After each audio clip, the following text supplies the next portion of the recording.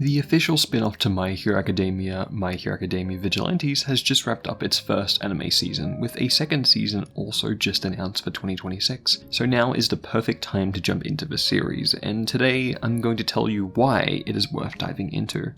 Now, you may be thinking, it's just a useless spin-off from Mid-Hero Academia.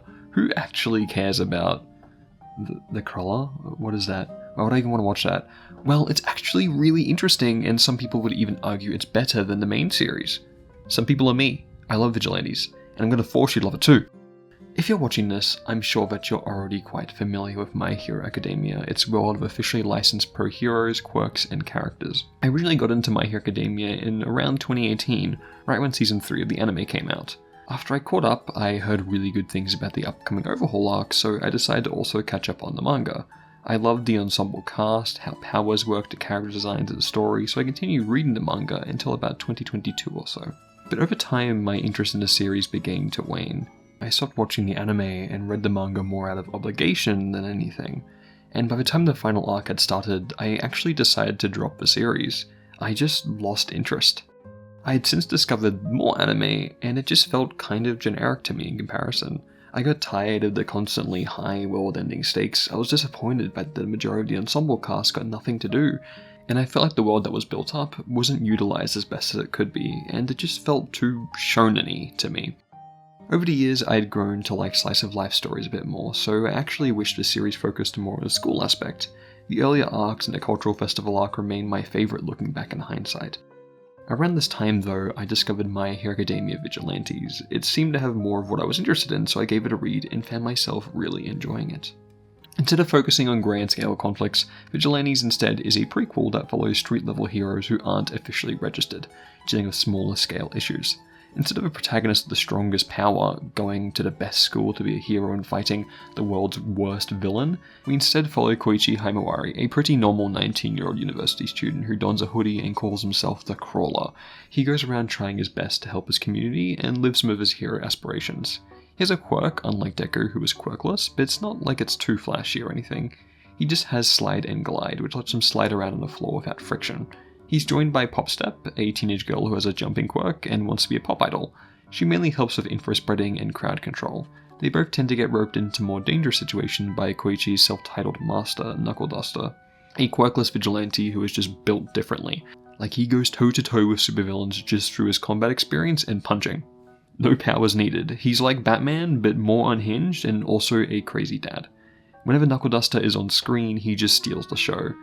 The story follows these three as they are hunting down an underground crime operation, and it grows from there as we see Koichi developing more as a protagonist and a hero, develop his quirk and skills more, Pop as she grows more into a confident performer and her relationship growing closer to Koichi, and Knuckle Duster as we learn more about his own background and personal stake in the plot.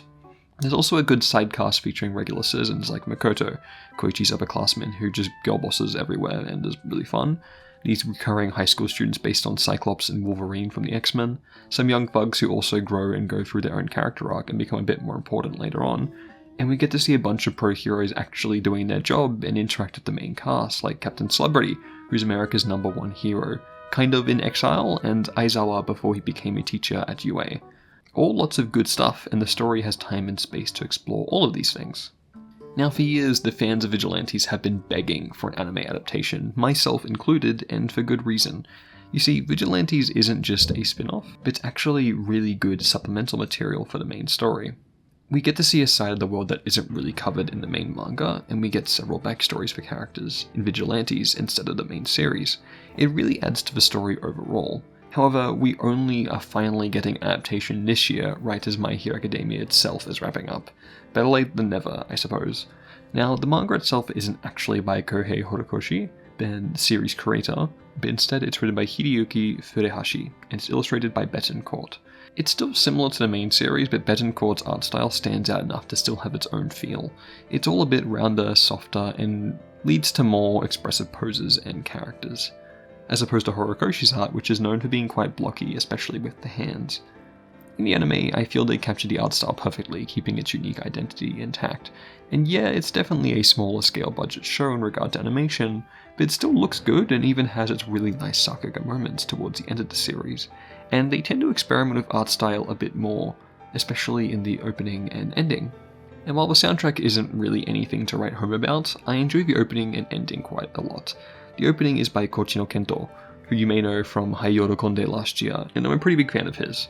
The ending is also really catchy and emotional too. It's only 13 episodes, a single core, but it introduces the story perfectly in my opinion, and there's so much more exciting things to come, especially in regard to villains. There's a small tease at the end of season 1, but the main villain of Vigilantes is genuinely so good, and I can't wait to see more of him next year. Overall, despite being supplemental material, I'd say I actually like Vigilantes a lot more than the main series. I think it's just the smaller, more grounded feel to it. I like Koichi a lot more as a protagonist compared to Deku. The world feels more lived in, it's just fun. There's no real big threats, and the slice of life aspects work surprisingly well in contrast to the more typical shonen-y fight scenes. Seeing the heroes be real people and sometimes hang out at Koichi's apartment makes it feel more realistic. Compared to the main series, I feel like the scope grew too big. MHA started well, but the cast was just too big, and at first it was fine. You'd get a few different students in the spotlight each arc, but more and more characters kept getting added, and more got left behind. In contrast, Vigilantes only benefits from its side characters, and some of these forgotten side characters from the main series are even given some time to shine here.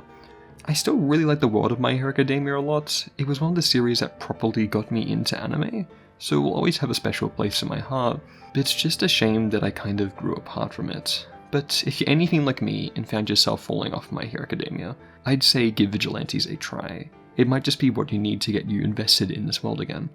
It's fun, simple, lighthearted, but still has so much soul and life put into it that I'd say it goes beyond just being a simple spin-off to a more popular series, but is able to stand on its own with its own merit.